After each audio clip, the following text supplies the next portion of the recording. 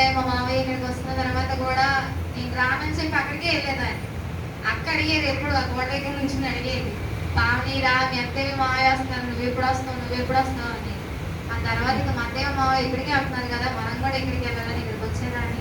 అసలు వచ్చి కొత్తలైతే నాకు ప్రే చేయడం కాదు, అసలు పాటలు కూడా వచ్చాయి కదా నాకు. అక్క నేను ఎక్కడ కూర్చుంటే అక్క వెనకాల ఉండేది. అక్క నన్ను పిలవకూడదు అనుకునేదాన్ని, పాట పాడమంటారు ఏమోనని భయంతో అక్క నన్ను పిలవకూడదు అని కూర్చునేదాన్ని. పాస్టర్ గారు ఎక్కడ పావని ప్రేయర్ చేయాలి అంటారేమో అని ఇంకా భయంతో కూర్చునేదాన్ని. అసలు ప్రార్థన వచ్చేది కాదు, పాటలు వచ్చేవి కాదు. అలాంటిది ఈ బంధాలకు వచ్చిన తర్వాత పాటలు నేర్చుకున్నాను, ప్రార్థన చేయడం నేర్చుకున్నాను. మరి అలాగే రక్షణ కూడా నేను ఇక్కడే పొందాను. మా అత్త మా మామయ్య నేను ముగ్గురు ఇక్కడే రక్షణ పొందాను, ఒకే రోజు పొందాము మేము ముగ్గురు. మరి నా భర్త కూడా రక్షణ పొందాలి, నా భర్త కోసం మీరు ప్రార్థన చేయండి. అలాగే నా బిడ్డలు కూడా కీబోర్డ్ ఫ్యాట్ నేర్చుకోవాలని ఎంతో ఆసక్తితో ఉన్నారు. మరి ఈ హాలిడేస్లో నేర్పుతాం అనుకున్నాను, ఏది సరిపోవట్లేదు. మరి వచ్చే ఇయర్ నేర్పుతానని చెప్పాడు అన్న. మరి వచ్చే సంవత్సరం నా బిడ్డలు నేర్చుకోవడానికి కూడా దేవుని మార్గాలు ఉండాలని మీరు ప్రార్థన చేయండి. అలాగే ఈ మందిరానికి వచ్చిన తర్వాత చాలా మేలులు పొందాను. ఎన్నో అపాయాల నుంచి కూడా తప్పించాడు దేవుడు నన్ను.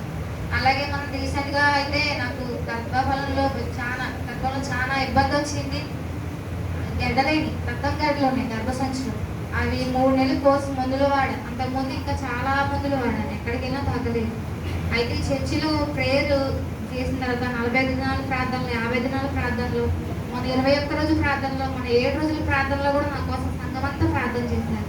అసలు ఎంత నొప్పి అంటే అది తట్టుకోలేనంత నొప్పి. ఒక్కొక్క సమయం అనిపించేది ఈ బాధ భరించడం కన్నా చనిపోవడమే రేట్ అనిపించేది. అలా వచ్చేది, నైట్ సడన్గా వచ్చేసేది ఉన్నట్టుండి నొప్పి. అలాంటి నొప్పితో నేను చాలా ఇబ్బంది పడ్డాను. అయితే మన 7 రోజులు ఉపవాస ప్రార్థనలో సంఘం అంతా నా గురించి ప్రార్థన చేశారు. ఆన్లైన్ ప్రేయర్లో కూడా నా కోసం ప్రార్థన చేశారు. అనుకోని రీతిగా గడ్డలు కరిగిపోవడానికి దేవుడు నాకు అంత గొప్ప కార్యం చేశాడు. అసలు ఊహించా, నేనైతే కరిగిపోతాయని నేను అనుకోలేదు. అసలు 3 నెలలు మందులు పడినాగా నా నొప్పి అలానే ఉంది, ఏంటి అసలు తగ్గట్లేదని మళ్ళీ స్కాన్కి వెళ్ళినప్పుడు ఆ స్కాన్ రిపోర్ట్లో నార్మల్ రిపోర్ట్ రావడానికి దేవుడు గొప్ప కార్యం చేశాడు. డాక్టర్ అయితే ఆశ్చర్యపడిపోయింది. ఇంకా 2 నెలలు కోర్సు ఉంది, ఇంకా కంప్లీట్ అవ్వలేదు, నీకు అప్పుడే కరిగిపోవడం ఏంటి, ఇంకా 2 నెలలు కంప్లీట్, ఇంకా టైం ఉంది, ఈ 2 నెలలు అయితే నీ బాధ చూడలేక నేను ఆపరేషన్ చేద్దాం అనుకుంటున్నాను, మరి ఇంకా కోర్స్ కంప్లీట్ అవ్వకముందే నీకు కరిగిపోయింది అంటే నాకు ఆశ్చర్యంగా అనిపిస్తుంది అని నవ్విందామైతే. మరి దేవుడు ఊహించిన రీతిగా నా పట్ల కార్యం చేశాడు.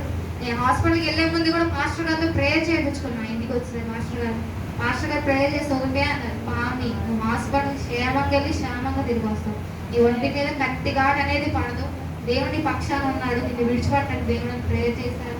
అక్క కూడా నా కోసం ఎంతగానో ప్రార్థన చేస్తుంది, సంఘ బిడ్డలు కూడా నా కోసం ఎంతగానో ప్రార్థన చేస్తారు.